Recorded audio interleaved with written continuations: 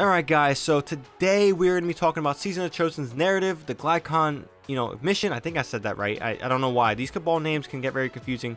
Caital, why Bungie's just absolutely nailing the story this year, season so far, and things in that nature. So first off, the mission, the exotic mission. This is what the main kind of jumping point of this video is going to be. This mission is so good. It has the gameplay mechanics, it has the gameplay loop, it has the dialogue, the story bits, and even human curiosity tied along with it. Now, what I mean by that is that this is a mission that could have just been thrown away. They wanted to give you a mission to do an exotic quest, you get the quest, you come back and just get, re-rolls of this weapon, since it's an exotic that does have random rolls, things in that nature. But no, they're using this as an opportunity to tell a much grander story to, flesh out Caital, flesh out Osiris, flesh out the differences between the Cabal, but yet the similarities with the Cabal. The reason why this new Empress doesn't like her own father, Callus.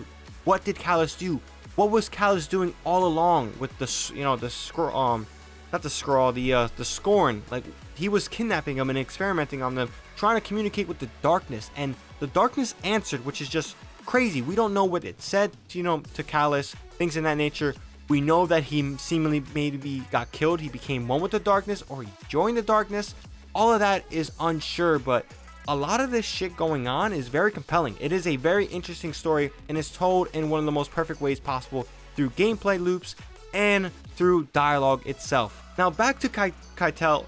Through this dialogue within, obviously the season, the interactions with Osiris on the war table, Zavala, and even the conversation she has specifically with Osiris in this kind of joint-ish mission, even though not jointing together, but they're working together to figure out what's going on. They're putting aside their differences in this war, or this war-ish thing, to find out where Callus is, the meaning of all this, and, they have a common enemy. The Darkness, the Hive, Savathun, Ziggurat, there's common enemies there, so it's definitely something I'm loving and seeing. But what makes her so compelling and so great of a character is that she's an antagonist, not a villain. Now, it's important to mention that, let's say Gaul, he was a villain. I love Gaul, I love the Red War, but he wasn't much of, someone that you could relate to and things of that nature. He was solely a villain, and that's pretty much it. Now, what I mean by Caital being as an antagonist, we can look at a movie called The Dark Knight. The Joker isn't the villain in the movie, he's the antagonist to Batman. That means they're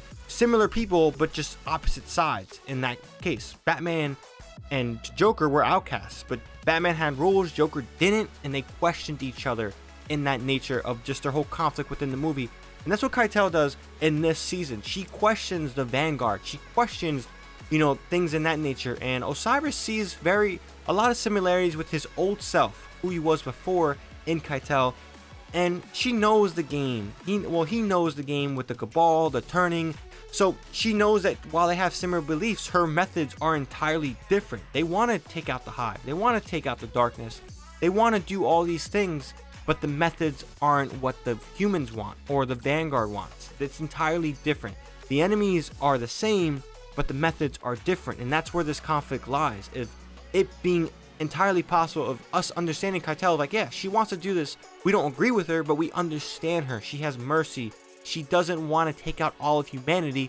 As we learned recently, she just wants to take out Zavala. Zavala is the threat to her. She's very political in terms of strategically. She doesn't want to massively just blow everything up, which, Gaul wanted to do. She wants to just take out the one person she sees as a threat to her operation. And that's what makes her so compelling, is that, yes, we don't want Zavala to die, but I understand why she wants to take out Zavala. It's understanding the antagonist that's better than understanding the villain. And the fact that Bungie made her an antagonist, I think we're going to see her in the long run, and I definitely want to see more antagonists in the future. Like, Savathun's going to be a villain, but what will make her compelling is if she was serving more as an antagonist for us.